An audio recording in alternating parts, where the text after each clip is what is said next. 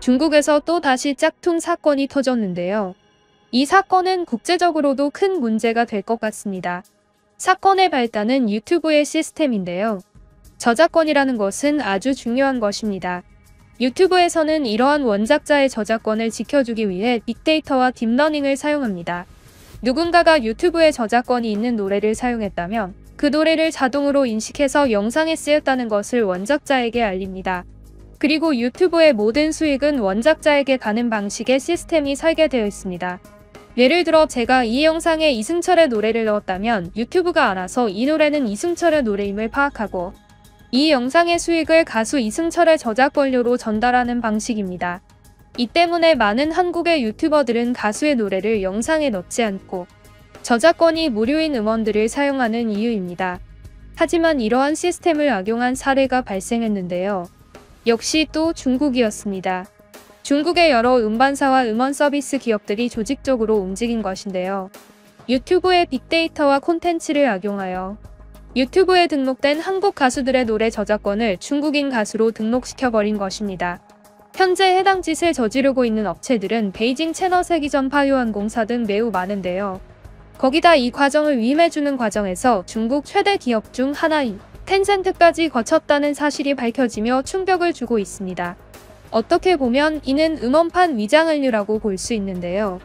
한국의 유튜버 포도네라는 사람은 최근 가수 유나의 기다리다라는 노래를 불러서 영상을 올렸는데 하단 악곡 저작권 정보가 난데없이 중국어 간체자 투성으로 되어 있는 것을 보고 이상하게 생각해서 자신의 유튜브 채널에 글을 올렸고 해당 영상이 중국에서 심각한 저작권 침해를 받고 있다며 공론화시켰습니다. 정상적이라면 유나의 노래를 불렀으니 그 노래가 얻는 조회수 수익은 원작자인 유나에게 가는 것이 맞는 건데 중국의 난데없는 음원회사로 가고 있던 것이었습니다.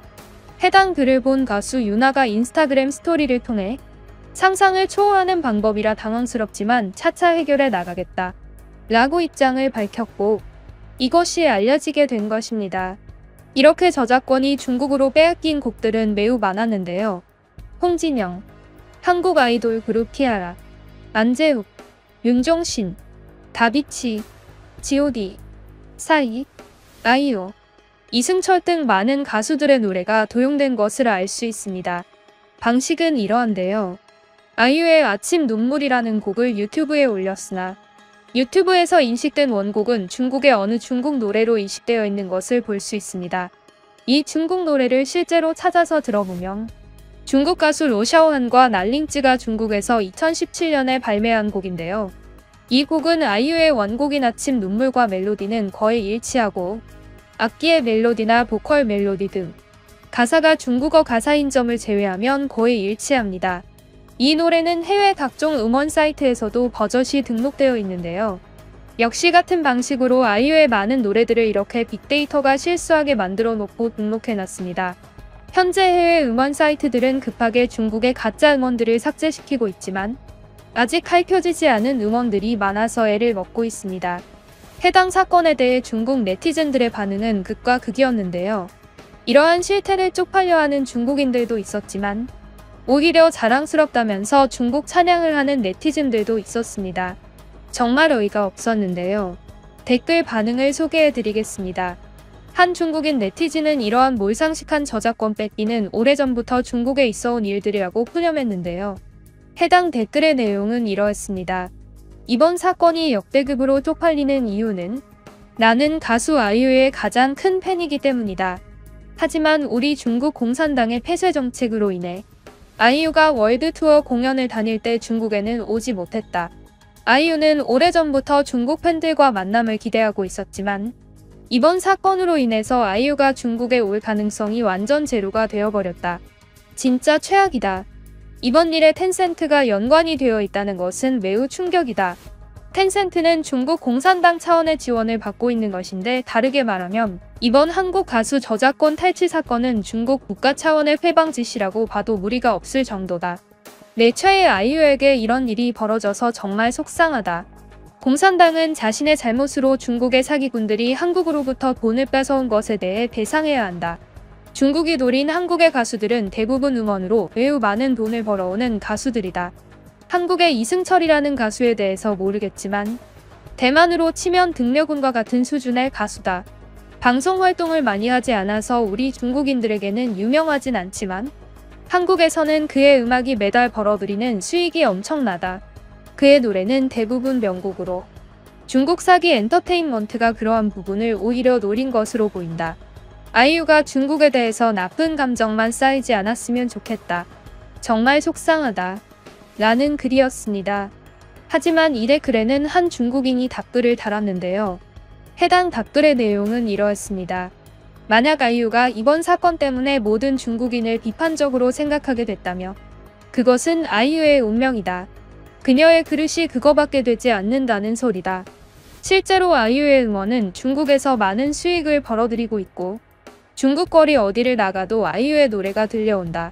한알령이 있는 와중에도 아이유의 노래는 중국에서 매우 많이 소비되고 있는데 자기가 지금껏 중국에서 벌어들인 수익을 생각 못하고 중국 스캠 회사에서 저작권 조금 빼갔다고 중국에게 척을 지는 것은 매우 어리석은 행동이다.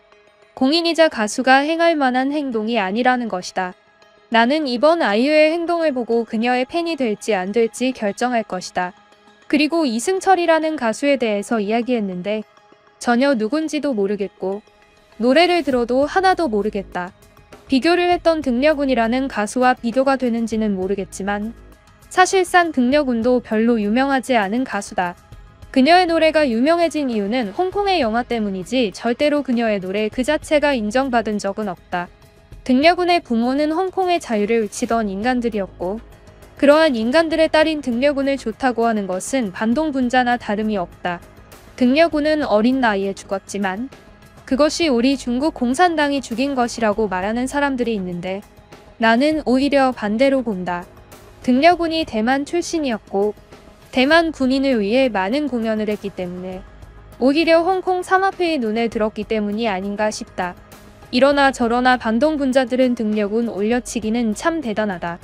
이승철이라는 가수는 절대로 그 정도 되지 않는다. 찾아보면 이승철은 매우 오래전 활동한 가수이고 한국 현지에서도 이승철 노래를 아직까지 듣는 사람은 없다고 생각한다. 라는 댓글이었습니다. 이뿐만이 아니라 많은 중국인들은 중국 사기꾼들의 행태를 합리화하기에 바빴는데요. 한 댓글은 이러한 이야기를 했습니다.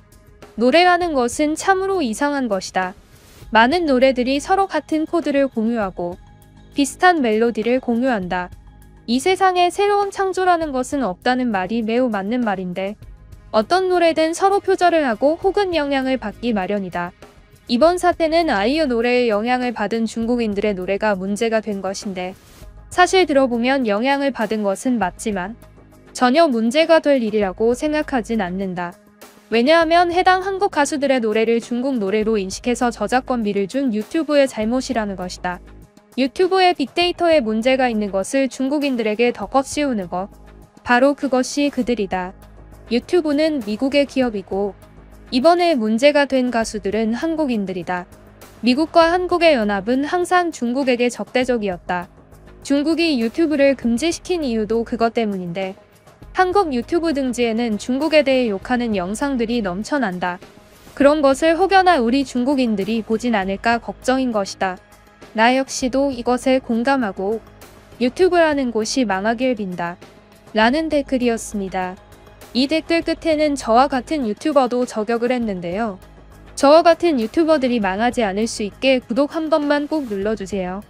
구독은 중국 소식을 계속 찾고 알려드리는 데 큰 힘이 됩니다.